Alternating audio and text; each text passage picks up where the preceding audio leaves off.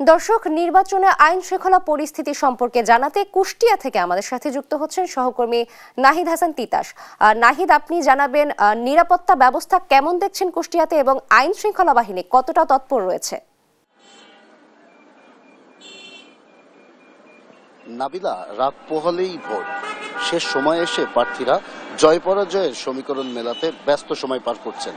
আসলে এখন পর্যন্ত কুষ্টিয়ার যে আইন শৃঙ্খলা পরিস্থিতি সেটি কিন্তু একেবারেই স্বাভাবিক রয়েছে, অর্থাৎ প্রশাসনের পক্ষ থেকে সব ধরনের ব্যবস্থা নেওয়া হয়েছে, যেমন সেনাবাহিনী, বিজিবি এবং পুলিশ, অর্থাৎ 3 স্তর বিশিষ্ট কিন্তু নিরাপত্তা ব্যবস্থা গ্রহণ করেছে জেলা রিটার্নিং কর্মকর্তা, এমনটি জানিয়েছেন আমাদেরকে। কুষ্টিয়ায় 4টি আসন রয়েছে, 4টি আসনে প্রচারণার পর শুরুর পর থেকে কিন্তু কিছুটা ছোটখাটো বিশৃঙ্খল ঘটনা ঘটলেও কিন্তু এখন বর্তমানে এসে কিন্তু কোনো ধরনের কোনো বিশৃঙ্খল ঘটনা নেই এবং কোনো ধরনের বড় ধরনের কোনো দুর্ঘটনা ঘটানোর সম্ভাবনা নেই, এমনটাই জানিয়েছে জেলা নির্বাচন কমিশন আমাদের। আমরা জানিয়ে রাখতে চাই যে কুষ্টিয়ার 4টি আসন রয়েছে, 4টি আসনে কিন্তু মোট 25 জন প্রার্থী প্রতিদ্বন্দ্বিতা করছে। মূলত 25 জন প্রার্থীর মধ্যে রয়েছে বিএনপি, জামাত, ইসলামী আন্দোলন। তারপরেও কিন্তু এখানে মূল প্রতিদ্বন্দ্বিতা হবে হচ্ছে বিএনপি এবং জামাত প্রার্থীর মধ্যে। তবে আমরা দেখেছি এখন পর্যন্ত যে আইন শৃঙ্খলা পরিস্থিতি কুষ্টিয়া শহরের মোড়ে মোড়ে কিন্তু তল্লাশি চৌকি বসানো হয়েছে এবং যেখানে কোনো ধরনের কোনো অস্বাভাবিকতা দেখলে বা কারোকে সন্দেহ হলে কিন্তু তল্লাশি চালানো হচ্ছে, স্বাভাবিক করা হয়েছে।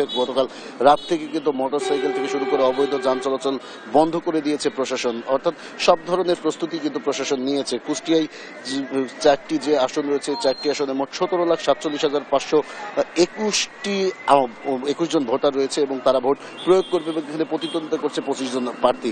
আপনাকে একটু জানিয়ে রাখতে চাই যে কুষ্টিয়ায় মোট কেন্দ্র রয়েছে 599টি এবং 599টি কেন্দ্রের মধ্যে কিন্তু ঝুঁকিপূর্ণ কেন্দ্র 287টি এবং অতি ঝুঁকিপূর্ণ কেন্দ্র 99টি ঘোষণা করেছে প্রশাসন। এবং এই ঝুঁকিপূর্ণ কেন্দ্রগুলোতে কিন্তু 306টি কেন্দ্রে সিসি ক্যামেরার আওতায় রাখা হয়েছে এবং যেন কোনো ধরনের কোনো অপ্রীতিকর ঘটনা না ঘটে, যা তার কারণে কিন্তু প্রশাসন সর্বত্র তৎপর রয়েছে। সর্বশেষ এতটুকু বলা যায়, শেষ মুহূর্ত এখন, এই শেষ পর্যায়ে এসে কিন্তু কুষ্টিয়ার আইন শৃঙ্খলা পরিস্থিতি অনেকটাই স্বাভাবিক। সাধারণত প্রচার শুরু হওয়ার পরে কিছুটা বিশৃঙ্খলা ঘটলেও কিন্তু এখন কোনো ধরনের কোনো বিশৃঙ্খলা বা বড় ধরনের দুর্ঘটনার কোনো আশঙ্কা নেই বলে আমাদের জানিয়েছে জেলা রিটার্নিং কর্মকর্তা।